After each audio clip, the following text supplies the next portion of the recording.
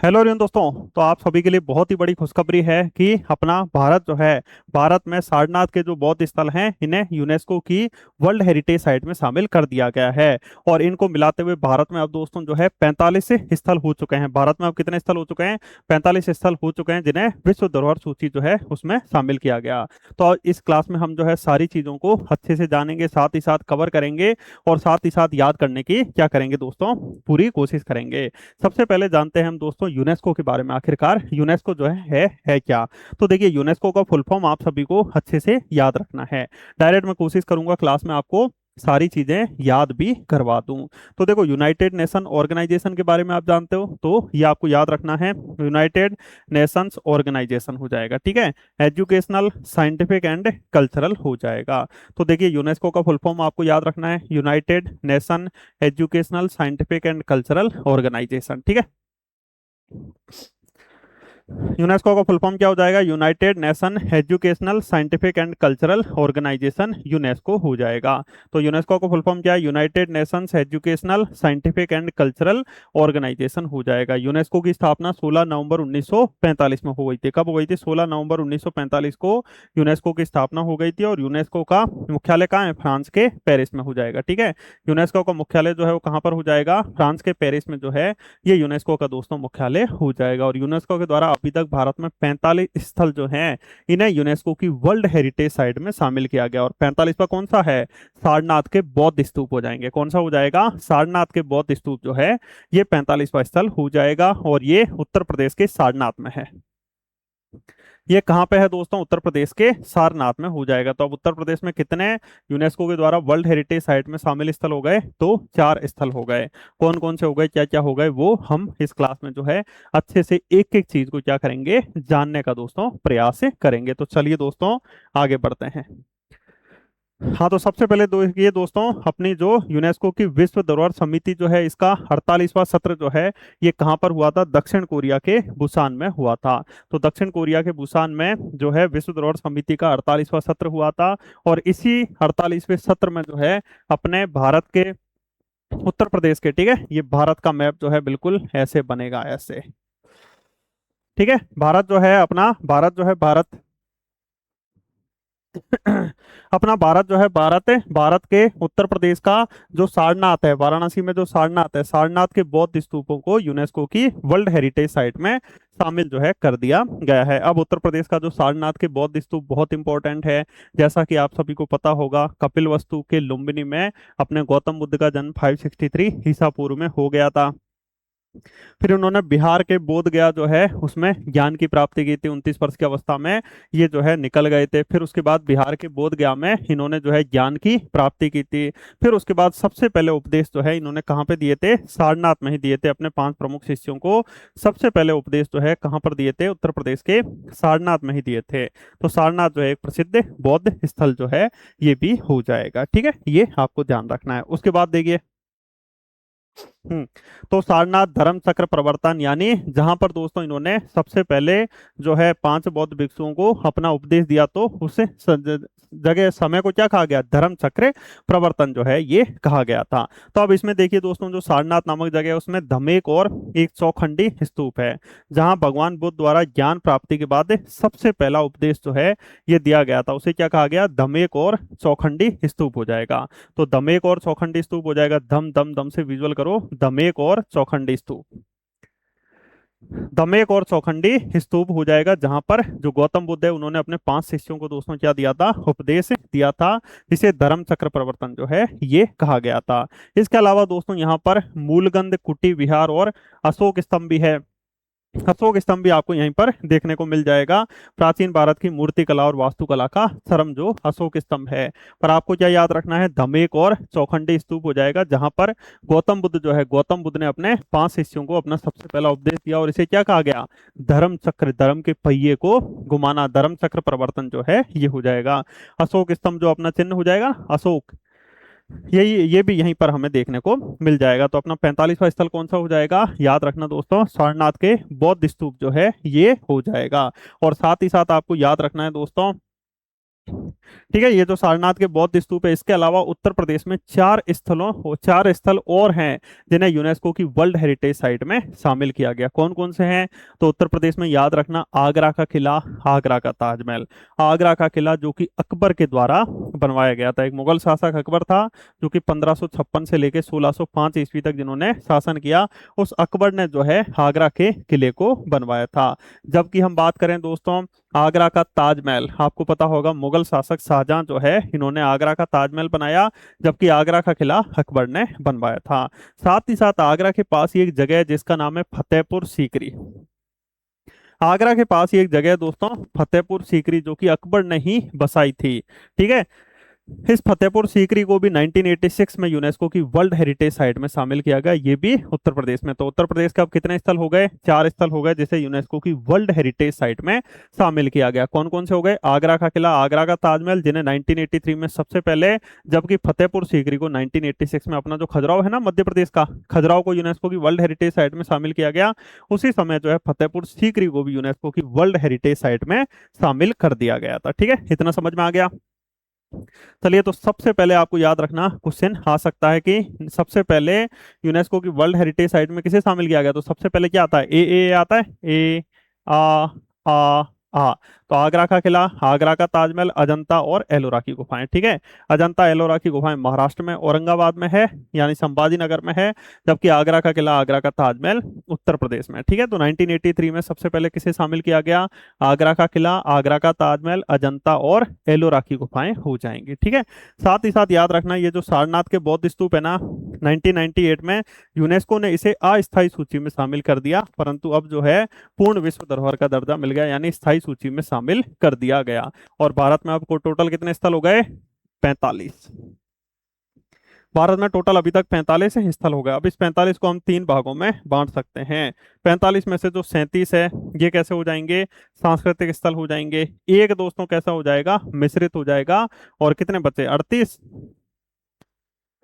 7 स्थल जो है ये क्या हो जाएंगे? प्राकृतिक हो जाएंगे। तो 37 दोस्तों क्या हो जाएंगे? सांस्कृतिक हो जाएंगे, 7 प्राकृतिक हो जाएंगे, और एक मिश्रित स्थल जिसमें सांस्कृतिक और प्राकृतिक दोनों धरोहर है, सिक्किम का कंचनजंगा राष्ट्रीय उद्यान हो जाएगा। ठीक है, जिन्हें यूनेस्को की वर्ल्ड हेरिटेज साइट में शामिल किया गया। तो इतना बेसिक बेसिक सभी को समझ में आ चुका होगा। नेक्स्ट देखिए, तो 1983 से वर्तमान तक भारत के 45 स्थलों को यूनेस्को की वर्ल्ड हेरिटेज साइट में शामिल किया गया, जिसमें से 37 क्या है दोस्तों? 37 जो है ये सांस्कृतिक है, ये मानव इतिहास और स्थापत्य कला के उत्कृष्ट नमूने। 7 क्या है दोस्तों? 45 में 7 पारिस्थितिक, ये क्या कहते हैं, प्राकृतिक है। और एक जो है ये क्या हो जाएगा? मिश्रित हो जाएगा। चलिए अब इनके बारे में हम जान लेते हैं।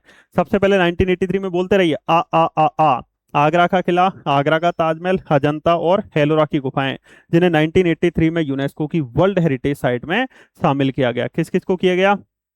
आगरा का किला, आगरा का ताजमहल, अजंता और एलोरा की गुफाएं। अब देखिए, अजंता और एलोरा की गुफाएं ये महाराष्ट्र के औरंगाबाद में हमें देखने को मिलेगी। कहाँ पर? या जिसे वर्तमान नाम संभाजी नगर जो है ये हो जाएगा। अब दोस्तों जो एलोरा की गुफाएं हैं, एलोरा की लगभग 34 के आसपास गुफाएं हैं। एलोरा की जो गुफा है ना, इसमें ही राष्ट्रकूट वंश के शासक कृष्ण प्रथम ने एलोरा के कैलाश मंदिर का निर्माण करवाया था। और जो ये एलोरा का कैलाश मंदिर है ना, ये एकाश में पत्थर से बना है। पूरे एक पत्थर को काट के जो है ये एलोरा के कैलाश मंदिर का क्या करवाया गया? निर्माण करवाया गया। पूरे एक पत्थर को काट के जो है ये एलोरा के कैलाश मंदिर जो है उसका क्या करवाया गया था? निर्माण करवाया गया था। ये आप सभी को अच्छे से याद रखना है। ठीक है, हाँ, इसके अलावा अजंता की गुफाएं बौद्ध धर्म से संबंधित है, बोधिसत्व से संबंधित हमें अजंता की गुफाएं देखने को मिलेगी। ठीक है, फिर 1984 में कोणार्क का सूर्य मंदिर और महाबलीपुरम के स्मारकों को यूनेस्को की वर्ल्ड हेरिटेज साइट में शामिल किया गया। और सबसे पहले प्राकृतिक स्थल जिन्हें 1985 में यूनेस्को की वर्ल्ड हेरिटेज साइट में शामिल किया गया, काजीरंगा राष्ट्रीय उद्यान, मानस वन्यजीव अभ्यारण्य और केवलादेव घाना राष्ट्रीय उद्यान हो जाएगा। ठीक है, तो काजीरंगा राष्ट्रीय उद्यान हो जाएगा, मानस वन्यजीव अभ्यारण्य हो जाएगा और केवलादेव घाना राष्ट्रीय उद्यान हो जाएगा। तो काजीरंगा, रंगा से याद रखो, रंगा बिल्ला। तो काजीरंगा राष्ट्रीय उद्यान असम में, मानस वन्यजीव अभ्यारण्य असम में। ठीक है, असम में जो है ये याद रखना काजीरंगा राष्ट्रीय उद्यान हो जाएगा। साथ ही साथ असम में याद रखना मानस वन्यजीव अभ्यारण्य हो जाएगा। और साथ ही साथ आप सभी को याद रखना है केवलादेव घाना राष्ट्रीय उद्यान। केवलादेव गाना राष्ट्रीय उद्यान ये राजस्थान में हो जाएगा। ठीक है, ये कहाँ पर हो जाएगा? राजस्थान में। तो केवलादेव गाना राष्ट्रीय उद्यान राजस्थान में, जबकि काजीरंगा और मानस वन्यजीव अभ्यारण्य, काजीरंगा राष्ट्रीय उद्यान और मानस वन्यजीव अभ्यारण्य ये असम में हो जाएंगे, जिन्हें 1985 में यूनेस्को की वर्ल्ड हेरिटेज साइट में शामिल किया गया। ठीक है, ये आपको ध्यान रखना है। हाँ, उसके बाद आइए 1986 में। देखो 1985 इंपॉर्टेंट है, संविधान से याद करो, 52वां संविधान संशोधन 1985 में, जिसके तहत 10वीं अनुसूची जोड़ी गई, दल बदल विरोधी कानून बनाए गए। तो दल नहीं बदलना, चलो अपन घूमने चलते हैं केवलादेव गाना, काजीरंगा और मानस वन्य जीव अभ्यारण्य में। ठीक है, अब आओ 1986, याद है खजुराहो के स्मारकों को, खजुराहो के मंदिरों को यूनेस्को की वर्ल्ड हेरिटेज साइट में शामिल किया गया। तो खजुराहो में गए, खजुराहो में जाके हम जो है थक गए, तो हम गए गोवा घूमने। गोवा में हमने पी पी और साथ ही साथ फतेहपुर सीकरी। ठीक है, तो खजुराहो के मंदिर समूह, फतेहपुर सीकरी, हम्पी के स्मारक और गोवा के चर्च, इन्हें 1986 में यूनेस्को की वर्ल्ड हेरिटेज साइट में शामिल किया गया। ठीक है, तो गोवा के पणजिम में आप जाओगे या गोवा के आसपास देखोगे ना, तो जो है बहुत सारे चर्च हमें देखने को मिल जाएंगे। ठीक है, और पुर्तगालियों का दोस्तों दबदबा रहा था, आपको पता ही है, गोवा में तो ज्यादातर वहां पर आपको पुर्तगाली देखने को मिल जाएंगे। साथ ही साथ याद रखना है दोस्तों कि जो गोवा है, इसमें सबसे पहले यूसीसी लागू हुआ था, आजादी से पहले भी। ठीक है, यूनिफॉर्म सिविल कोड। हाँ, उसके बाद खजुराहो के मंदिर जो कि चंदेलों ने 950 से 1050 ईस्वी के मध्य खजुराहो के मंदिर जो है चंदेलों ने बनवाए थे। साथ ही साथ खजुराहो के मंदिरों को 1986 में यूनेस्को की वर्ल्ड हेरिटेज साइट में, यहाँ पर हिंदू धर्म, जैन धर्म, शैव धर्म, वैष्णव धर्म से संबंधित मंदिर हो जाएंगे। ठीक है, ये आपको ध्यान रखना है। खजुराहो का सबसे बड़ा मंदिर कंदरिया महादेव मंदिर है, जबकि सबसे प्राचीन मंदिर जो है 64 योगिनी मंदिर हो जाएगा। ठीक है, हाँ, उसके बाद देखिए दोस्तों, कर्नाटक में हम्पी के स्मारक और उत्तर प्रदेश में फतेहपुर सीकरी किसने बसाया? अकबर ने। याद है, उत्तर प्रदेश के देखो आगरा का किला, आगरा का ताजमहल, फतेहपुर सीकरी और सारनाथ के बौद्ध स्तूप अब जो है 4 स्थल हो जाएंगे। अब उसके बाद 1987 में पट्टादकल के स्मारकों का समूह, एलिफेंटा की गुफाएं, ये इंपॉर्टेंट है याद रखना, और सुंदरबन। तो 1987 में जो है पट्टादकल के स्मारकों का समूह, एलिफेंटा की गुफाएं, ग्रेट लिविंग सोल मंदिर और सुंदरबन राष्ट्रीय उद्यान, जिन्हें 1987 में याद रखना दोस्तों यूनेस्को की वर्ल्ड हेरिटेज साइट में शामिल किया गया। ठीक है, तो 1987 में यूनेस्को की वर्ल्ड हेरिटेज साइट में शामिल किया गया पट्टादकल के स्मारकों का समूह, एलिफेंटा की गुफाएं, सुंदरबन राष्ट्रीय उद्यान और ग्रेट लिविंग सोल मंदिर हो जाएगा। ठीक है, तो ये याद रखना। अब उसके बाद आइए 1988 में। 1988 नंदा देवी और फूलों की घाटी। तो उत्तराखंड में अपन घूमने गए तो नंदा देवी है, फूलों की घाटी लगी है। तो 1988 में याद रखना दोस्तों, इंपॉर्टेंट, नंदा देवी और साथ ही साथ फूलों की घाटी जो राष्ट्रीय उद्यान है, इन्हें यूनेस्को की वर्ल्ड हेरिटेज साइट में शामिल किया गया। ठीक है, तो 1988 में याद रखना, नंदा देवी और फूलों की घाटी राष्ट्रीय उद्यान को यूनेस्को की वर्ल्ड हेरिटेज साइट में शामिल किया गया है। 1989 में याद रखना, अपने मध्य प्रदेश के रायसेन जिले में सांची के जो बौद्ध स्तूप हैं, जो कि अशोका ने बनवाए, जिनको जनरल टेलर ने 1818 में खोजा था। तो 1989 में याद रखना दोस्तों, अपने मध्य प्रदेश के रायसेन जिले में जो सांची है, इसे यूनेस्को की वर्ल्ड हेरिटेज साइट में शामिल किया गया है। ठीक है, फिर उसके बाद आइए 1989 के बाद 1993 में आ जाइए। 1989 के बाद 1993 इंपॉर्टेंट है। 1992, 73 और 74वां संविधान में संशोधन हुआ था, पंचायतें और नगरीय निकायों को संवैधानिक दर्जा दिया। तो उसी के अगले साल मानव अधिकार आयोग बना था। तो ऐसे विजुअल कर लो, हुमायूं का मकबरा दिल्ली में है, आपको पता होगा, दिल्ली में हुमायूं का मकबरा है। और कुतुब मीनार, जो कि कुतुबुद्दीन ऐबक ने बनवानी शुरू की थी, इल्तुतमिश हो जाएगा, फिरोज शाह तुगलक का भी योगदान था।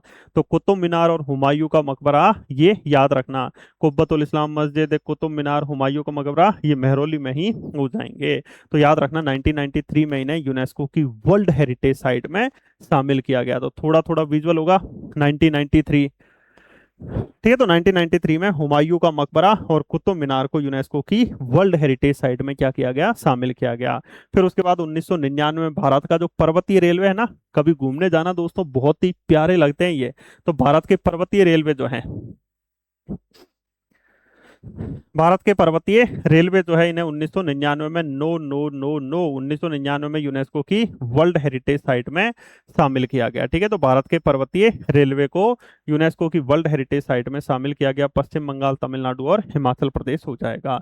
तो पर्वतीय रेलवे को यूनेस्को की वर्ल्ड हेरिटेज साइट में कब शामिल किया गया? 1999 में जो है ये किया गया था। ठीक है, फिर आइए सन 2002 में महाबोधि मंदिर, बोध गया बिहार में। ठीक है, तो ये सन 2002 में आप सभी को याद रखना है दोस्तों, इंपॉर्टेंट है। बोध गया बिहार में जो है ये महाबोधि के मंदिरों को यूनेस्को की वर्ल्ड हेरिटेज साइट में शामिल किया गया। ठीक है, तो महाबोधि के मंदिरों को यूनेस्को की वर्ल्ड हेरिटेज साइट में सन 2002 में। फिर उसके बाद 2003 में मध्य प्रदेश के रायसेन जिले में भीमबेटका की गुफाएं, रायसेन जिले में भीमबेटका की गुफाएं, हालांकि इनको आगे भी और शामिल किया गया था, आप तो बस सामान्य याद रख लो। ठीक है, सन 2003 में याद रखना भीमबेटका की गुफाओं को यूनेस्को की वर्ल्ड हेरिटेज साइट में शामिल किया गया था। और इनको खोजा किसने था? विष्णु वाकणकर जी ने 1957-58 में। उसके बाद आइए सन 2004 में छत्रपति शिवाजी महाराज टर्मिनल्स, महाराष्ट्र में मुंबई में जो छत्रपति शिवाजी महाराज स्टेशन है ना, छत्रपति शिवाजी महाराज टर्मिनल्स को 2004 में यूनेस्को की वर्ल्ड हेरिटेज साइट में शामिल किया गया। इसके अलावा चंपानेर, पावागढ़ पुरातत्व पार्क भी गुजरात में हो जाएगा। ठीक है, ये ध्यान रखना। हाँ, उसके बाद आइए दोस्तों लाल किला, क्वेश्चन आता है देखो, याद रखना हुमायूं का मकबरा और फतेहपुर सीकरी को 1993 में यूनेस्को की वर्ल्ड हेरिटेज साइट में शामिल किया गया। जबकि साथ साथ मिलके, चलो अपन साथ साथ मिलके चलते हैं दिल्ली के लाल किले पे, दिल्ली का लाल किला जो कि शाहजहां ने बनवाया था। तो लाल किला और उस पे आसपास का जो परिसर है, ठीक है, वहां पे लाल किला भी है। ठीक है, लाल किले के अंदर बहुत बड़े बड़े जो है महल वगैरह भी हो जाएंगे, दीवाने आम, दीवाने खास और भी चीजें हो जाएंगे। तो जो लाल किला परिसर है इसे 2007 में, लाल किला का जो परिसर है इसे 2007 में यूनेस्को की वर्ल्ड हेरिटेज साइट में क्या किया गया? शामिल किया गया। ठीक है, तो लाल किला परिसर को आप सभी को याद रखना है। लाल किला परिसर जो है ये दिल्ली में हो जाएगा और इसे यूनेस्को की वर्ल्ड हेरिटेज साइट में सन 2007 में शामिल कर दिया गया। ठीक है, हाँ, अब आइए दोस्तों जयपुर का जंतर मंतर। जंतर मंतर आपको पता है अपने मध्य प्रदेश के उज्जैन में भी एक जंतर मंतर है। मध्य प्रदेश में एकमात्र जंतर मंतर समय बताने वाली खगोलीय तकनीक के आधार पर जो जंतर मंतर है ये बनाया गया है। तो मध्य प्रदेश में एकमात्र जंतर मंतर कहाँ है? महाकाल की नगरी उज्जैन में। जबकि 2010 में जयपुर का जो जंतर मंतर है ना, इसे यूनेस्को की वर्ल्ड हेरिटेज साइट में शामिल किया गया। हमने कहा कि चलो जयपुर के जंतर मंतर चलते हैं, 10 बहाने बनाने से काम नहीं चलेगा। और बहुत ही प्यारा है दोस्तों, कभी आपको समय मिले ना, मैं गया हूं दोस्तों जब जयपुर में, ठीक है, मैं गया हूं जयपुर में, तो जयपुर का जो जंतर मंतर है ना, वहां से सटीक टाइम बताया गया है, कोई ज्यादा डिफरेंस नहीं आता है वर्तमान और उस समय के दोस्तों, समय के अनुसार कोई भी ज्यादा डिफरेंस नहीं आता है। सूर्य की किरणों के आधार पर उस हिसाब से दोस्तों वो बनाई गई है कि एक एक सेकंड का हिसाब रहता है। ठीक है, तो याद रखना जयपुर का जो जंतर मंतर है इसे यूनेस्को की वर्ल्ड हेरिटेज साइट में 2010 में शामिल किया गया। फिर पश्चिमी घाट हो जाएगा, आपको पता है कभी आप घूमने जाना दोस्तों, पश्चिमी घाट, ये अपना पश्चिमी घाट है, ये महाराष्ट्र हो जाएगा, कर्नाटक, गोवा, केरल। ठीक है, ये पश्चिमी घाट है। इस पश्चिमी घाट को 12 प्रलय आने वाली है तो चलो पश्चिमी घाट घूमने चलते हैं। तो 2012 में पश्चिमी घाट को यूनेस्को की वर्ल्ड हेरिटेज साइट में शामिल किया गया। ठीक है, तो 2012 में पश्चिमी घाट को यूनेस्को की वर्ल्ड हेरिटेज साइट में शामिल किया गया। महाराष्ट्र, कर्नाटक, केरल और तमिलनाडु हो जाएगा। जबकि जयपुर के जंतर मंतर को 2010 में यूनेस्को की वर्ल्ड हेरिटेज साइट में शामिल किया। अब आइए राजस्थान में दोस्तों बड़े बड़े पहाड़ी किले हैं, चाहे चित्तौड़गढ़ का किला हो, चाहे कुंभलगढ़ का किला हो, तो राजस्थान के जो पहाड़ी किले हैं, पहाड़ी किलों में हम घूमने जाएंगे। नहीं तो इसमें तेरा घाटा मेरा कुछ नहीं जाता। ठीक है, तो 2013 में राजस्थान के पहाड़ी किलों को यूनेस्को की वर्ल्ड हेरिटेज साइट में शामिल किया गया। जबकि 2012 में पश्चिमी घाट, 2010 में जयपुर के जंतर मंतर है, हुमायूं का मकबरा और कुतुब मीनार को याद रखना 1993 में। जबकि 2010 में जयपुर के जंतर मंतर को हो जाएगा, 2012 में पश्चिमी घाट को हो जाएगा। ठीक है, अब 2014 में हम बात करें तो गुजरात में रानी की वाव और साथ ही साथ हिमाचल प्रदेश में ग्रेट हिमालयन नेशनल पार्क हो जाएगा। ठीक है, तो 2014 में याद रखना गुजरात में रानी की वाव और साथ ही साथ ग्रेट हिमालयन नेशनल पार्क को 2014 में यूनेस्को की वर्ल्ड हेरिटेज साइट में शामिल किया गया। ठीक है, तो यूनेस्को की वर्ल्ड हेरिटेज साइट में याद रखना 2014 में रानी की वाव और ग्रेट हिमालयन नेशनल पार्क जो है इसे शामिल किया गया। ठीक है, तो याद रखना 2014 में रानी की वाव और साथ ही साथ 2014 में ग्रेट हिमालयन नेशनल पार्क जो है इसे क्या किया गया, यूनेस्को की वर्ल्ड हेरिटेज साइट में शामिल किया गया। ठीक है, हाँ अब उसके बाद आइए दोस्तों 2016 प्रधानमंत्री फसल बीमा योजना की शुरुआत इसी ईयर हो गई थी, फसल ही फसल होगी। और नालंदा महाविहार जो है इसके पुरातात्विक स्थल, नालंदा महाविहार पता है ना दोस्तों, जो कि गुप्त वंश के शासक कुमार गुप्त प्रथम के समय में नालंदा महाविहार जो है उसे बनाया गया था। और जो अपना मोहम्मद गौरी था ना, इसका गुलाम था कुतुबुद्दीन बख्तियार खिलजी, उसने नालंदा विश्वविद्यालय को जला दिया था। तो जो नालंदा महाविहार का जो पुरातात्विक स्थल है बिहार में, इसे 2016 में यूनेस्को की वर्ल्ड हेरिटेज साइट में शामिल किया गया। ठीक है, तो याद रखना नालंदा महाविहार का पुरातात्विक स्थल को 2016 में यूनेस्को की वर्ल्ड हेरिटेज साइट में शामिल किया गया है। नालंदा महाविहार के पुरातात्विक स्थल को यूनेस्को की वर्ल्ड हेरिटेज साइट में कब शामिल किया गया, तो नालंदा महाविहार का पुरातात्विक स्थल को याद रखना दोस्तों सन 2016 में यूनेस्को की वर्ल्ड हेरिटेज साइट में शामिल किया गया। ठीक है, सन 2016 में यूनेस्को की वर्ल्ड हेरिटेज साइट जो है इसमें शामिल कर दिया गया। नालंदा महाविहार का पुरातात्विक स्थल को 2016 में यूनेस्को की वर्ल्ड हेरिटेज साइट जो है उसमें शामिल कर दिया गया। समझ में आ गया, तो 2016 में ही ली कार्बूजिए का वास्तुकला कार्य चंडीगढ़, ये इतना महत्वपूर्ण नहीं है। अब सबसे इंपॉर्टेंट है एकमात्र विश्व धरोहर स्थल कंचनजंगा राष्ट्रीय उद्यान, अपने भारत के सिक्किम राज्य, सिक्किम पता है ना दोस्तों, हमने 1975 में भारत में शामिल किया था, 22वें राज्य सिक्किम बनाया था, पूर्ण राज्य का दर्जा दे दिया था। ठीक है, 22वां राज्य बनाया था, कब बनाया था, 1975 में हो जाएगा। 35वां संविधान संशोधन 1974 के माध्यम से संयुक्त राज्य का दर्जा, जबकि दोस्तों 36वां संविधान संशोधन 1975 के माध्यम से पूर्ण राज्य का दर्जा जो है सिक्किम को दे दिया गया था। ठीक है, तो ये समझ में आ गया, कंचनजंगा राष्ट्रीय उद्यान भारत का एकमात्र मिश्रित विश्व धरोहर स्थल हो जाएगा। ठीक है, फिर अब चलिए 2017 में अहमदाबाद का ऐतिहासिक शहर गुजरात में, अहमदाबाद अपन घूमने जाएंगे तो एक साथ जाएंगे ना, एक साथ से याद रखना 2017 में जो अहमदाबाद का ऐतिहासिक शहर है इसे यूनेस्को की वर्ल्ड हेरिटेज साइट में दोस्तों क्या किया गया, शामिल किया गया। ठीक है, अहमदाबाद का ऐतिहासिक शहर जो है इसे यूनेस्को की वर्ल्ड हेरिटेज साइट में शामिल किया गया, कब, 2017 में। तो एक साथ से याद रखना, एक साथ तो 2017 में अहमदाबाद शहर को, 2018 में विक्टोरियन गोथिक और आर्ट को 2018 में यूनेस्को की वर्ल्ड हेरिटेज साइट में शामिल किया गया। ठीक है, हाँ अब आइए देखो 2010 में जयपुर के जंतर मंतर को यूनेस्को की वर्ल्ड हेरिटेज साइट में शामिल किया गया, जबकि 2019 में जो जयपुर है ना, पिंक सिटी, यही जंतर मंतर के आसपास वाला जो एरिया है ना दोस्तों, ये जो है जयपुर की पिंक सिटी, पिंक है, पूरे घर जो है पिंक पिंक कलर से पोते हुए हैं। तो जयपुर की जो पिंक सिटी है, जयपुर को 2019 में यूनेस्को की वर्ल्ड हेरिटेज साइट में शामिल कर दिया गया। ठीक है, तो 2019 में याद रखना जो जयपुर शहर है इसे यूनेस्को की वर्ल्ड हेरिटेज साइट में शामिल कर दिया। फिर 2021 में काकातीय वंश के जो शासक हैं उन्होंने जो रमप्पा के मंदिर बनवाए थे, काकातीय वंश के शासकों ने, याद रखना जो रमप्पा के मंदिर बनाए इन्हें यूनेस्को की वर्ल्ड हेरिटेज साइट में 2021 में शामिल किया गया। और साथ ही साथ अपना एक सिंधु घाटी सभ्यता या कांस्य युगीन सभ्यता का एक स्थल है धोलावीरा, एक हड़प्पन शहर है धोलावीरा गुजरात में, इसे भी यूनेस्को की वर्ल्ड हेरिटेज साइट में शामिल किया गया। ठीक है, तो गुजरात का धोलावीरा हो जाएगा। साथ ही साथ गुजरात का एक और स्थल था, अभी बताया था 2014 में, हाँ, रानी की वाव हो जाएगा, जिसे यूनेस्को की वर्ल्ड हेरिटेज साइट में शामिल किया गया। और गुजरात का धोलावीरा, साथ ही साथ गुजरात का अहमदाबाद शहर भी हो जाएगा, एक साथ इसे 2017 में यूनेस्को की वर्ल्ड हेरिटेज साइट में शामिल किया गया। 2019 में जयपुर को, 2021 में काकातीय वंश के शासकों के द्वारा जो रमप्पा मंदिर बनवाए गए, और साथ ही साथ अपना हड़प्पा कालीन प्रसिद्ध स्थल धोलावीरा जो है इसे यूनेस्को की वर्ल्ड हेरिटेज साइट में शामिल किया गया। ठीक है, इसे यूनेस्को की दोस्तों क्या की गई, वर्ल्ड हेरिटेज साइट जो है उसमें शामिल किया गया, गुजरात का धोलावीरा हो जाएगा। अब आइए 2023 में शांति निकेतन पश्चिम बंगाल,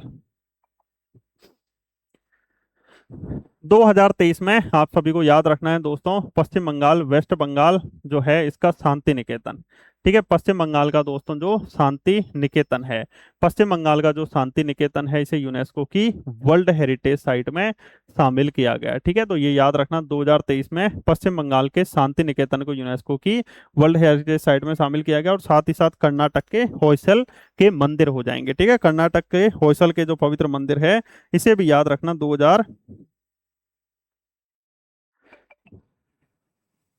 ठीक है, कर्नाटक के होयसल के जो पवित्र मंदिर हैं, इन्हें भी 2023 में यूनेस्को की वर्ल्ड हेरिटेज साइट में शामिल किया गया। ठीक है, तो कर्नाटक के होयसल के पवित्र मंदिर हो जाएंगे कब? 2023 में। कब दोस्तों? 2023 में हो जाएगा। तो कर्नाटक के होयसल के पवित्र मंदिर और पश्चिम बंगाल का शांति निकेतन, शांति निकेतन और कर्नाटक के होयसल के पवित्र मंदिरों को 2023 में यूनेस्को की वर्ल्ड हेरिटेज साइट में शामिल किया गया। जबकि 2021 में समझ में आ गया, काकतीय मंदिर और धोलावीरा हो जाएगा। 2019 में जयपुर शहर हो जाएगा। चलिए दोस्तों, अब आगे देखिए। हाँ, अब आइए दोस्तों 2024 में मोइदम, अहोम राजवंश की जो दफन प्रणाली थी ना असम में, मोइदम, उनको यूनेस्को की वर्ल्ड हेरिटेज साइट में शामिल किया गया। कब? 2024 में। 2024 करंट का क्वेश्चन हो सकता है, तो याद रखना दोस्तों, अहोम राजवंश की जो दफन प्रणाली थी ना मोइदम, मोइदम को 2024 में यूनेस्को की वर्ल्ड हेरिटेज साइट में शामिल किया गया। ठीक है, तो मोइदम को 2024 में शामिल किया गया। जबकि मराठा, मराठा जो अपने महाराष्ट्र के आसपास जो है, ठीक है, कुड्डाणा का किला, रायगढ़ का किला, ये सारे जो किले हैं, पुरंदर के किले, इन सभी मराठा सैन्य परिदृश्यों को 2025 में यूनेस्को की वर्ल्ड हेरिटेज साइट में शामिल किया गया। ठीक है, तो मराठा शक्ति तो 2025 में, याद रखना, मराठा सैन्य परिदृश्य को यूनेस्को की वर्ल्ड हेरिटेज साइट में कब शामिल किया गया? 2025 में। जबकि भारत का 45वां स्थल अभी हाल ही में उत्तर प्रदेश के सारनाथ के जो प्राचीन बौद्ध स्थल हैं, इन्हें यूनेस्को की वर्ल्ड हेरिटेज साइट में क्या किया गया? शामिल किया गया। तो अभी तक दोस्तों कितने स्थल हो चुके हैं? आज तक 45 स्थल हो चुके हैं जिन्हें यूनेस्को की वर्ल्ड हेरिटेज साइट में शामिल कर दिया गया। ठीक है, तो प्राचीन बौद्ध स्थल स्मारक हो जाएंगे उत्तर प्रदेश के सारनाथ में हो जाएंगे। किस में हो जाएंगे? उत्तर प्रदेश के सारनाथ में हो जाएंगे। अब आप देख सकते हो, देखिए महाराष्ट्र में दोस्तों 6 स्थल हैं, जैसे अजंता और एलोरा की गुफाएं, जिन्हें 1983 में यूनेस्को की वर्ल्ड हेरिटेज साइट में शामिल किया गया। एलिफेंटा की गुफाएं महाराष्ट्र के बम्बई में है ये। कभी आप मुंबई में जाओगे ना, तो मुंबई में जाना, गेटवे ऑफ इंडिया जाना। गेटवे ऑफ इंडिया, जॉर्ज पंचम के स्वागत में गेटवे ऑफ इंडिया बनाया गया था। इसी गेटवे ऑफ इंडिया में यहाँ फेरी मिलेगी, यानी नाव मिलेगी। नाव आपको ले जाएगी बहुत दूर, एलिफेंटा की गुफाएं। हाँ, पर बारिश के मौसम मत जाना, समुद्र में तूफान चलते हैं, नाव नहीं चलेगी। ठीक है, तो एलिफेंटा की गुफाओं को 1987 में यूनेस्को की वर्ल्ड हेरिटेज साइट में, छत्रपति शिवाजी महाराज टर्मिनल, विक्टोरिया गौथे के मराठा सैन्य परिदृश्य, जिसे 2025 में यूनेस्को की वर्ल्ड हेरिटेज साइट में शामिल किया गया। पता है ना, सबसे ज्यादा यूनेस्को के द्वारा वर्ल्ड हेरिटेज साइट में शामिल स्थल किस राज्य में है? महाराष्ट्र में। ठीक है, फिर उत्तर प्रदेश में 4 स्थल, आगरा का किला, आगरा का ताजमहल, फतेहपुर सीकरी और अभी हाल ही में सारनाथ। आगरा का किला और आगरा का ताजमहल को कब शामिल किया गया? सबसे पहले 1983 में, जबकि फतेहपुर सीकरी को 1986 में खजुराहो के साथ। ठीक है, ये ध्यान रखना। गुजरात में 4 स्थल है, चंपानेर, रानी की बाव, अहमदाबाद और धोलावीरा हो जाएगा। ठीक है, धोलावीरा एक प्रमुख हड़प्पा कालीन स्थल हो जाएगा, जिसे यूनेस्को की वर्ल्ड हेरिटेज साइट में शामिल किया गया। राजस्थान के 4 स्थल, केवलादेव गाना राष्ट्रीय उद्यान 1985 में हो जाएगा। जयपुर का जंतर मंतर सन 2010 हो जाएगा। ठीक है, राजस्थान के पहाड़ी किले सन 2013 में हो जाएंगे और जयपुर शहर सन 2019 में हो जाएंगे। तो राजस्थान के 4 स्थल, असम के 3, काजीरंगा, मानस और मोइदम, मध्य प्रदेश के 3 स्थल, खजुराहो, सांची और भीमबेटका हो जाएगा। ठीक है, तो इस तरह आप देख सकते हो महाराष्ट्र के 6 स्थल सबसे ज्यादा हो जाएंगे जिन्हें यूनेस्को की वर्ल्ड हेरिटेज साइट में क्या किया गया है दोस्तों? शामिल किया गया है। ठीक है, जिन्हें यूनेस्को की वर्ल्ड हेरिटेज साइट जो है उसमें शामिल किया गया। तो इस तरह दोस्तों हमने जो 45वां स्थल है सारनाथ, और साथ ही साथ इसका इतिहास जाना, यूनेस्को के बारे में जाना, और मैंने कोशिश की है कि आपको एक एक चीज जो है क्लास में ही अच्छे से क्या करवा दूं? याद करवा दूं। और मैं आशा कर रहा हूं आपको याद भी हुई होगी। अब आप कुछ प्रश्न जो है वो कमेंट्स में बता दीजिए, थोड़ा सा कुछ क्वेश्चन बता दीजिए। जैसे यूनेस्को की स्थापना कब हुई? यूनेस्को की स्थापना जो है ये कब हो गई थी? साथ ही साथ भारत में जो 45 स्थल है उसमें से सांस्कृतिक कितने हैं? सांस्कृतिक कितने हैं? प्राकृतिक कितने हैं? सांस्कृतिक कितने हैं? प्राकृतिक कितने हैं और मिश्रित कितने हैं। सांस्कृतिक, प्राकृतिक और मिश्रित जो है कितने स्थल हो जाएंगे। ये दो क्वेश्चन जो है अब आप स्पीड से कमेंट्स के माध्यम से बता दीजिए, ठीक है। चलिए फिर मिलते हैं नेक्स्ट क्लास में। आप सभी का वीडियो देखने के लिए बहुत बहुत धन्यवाद।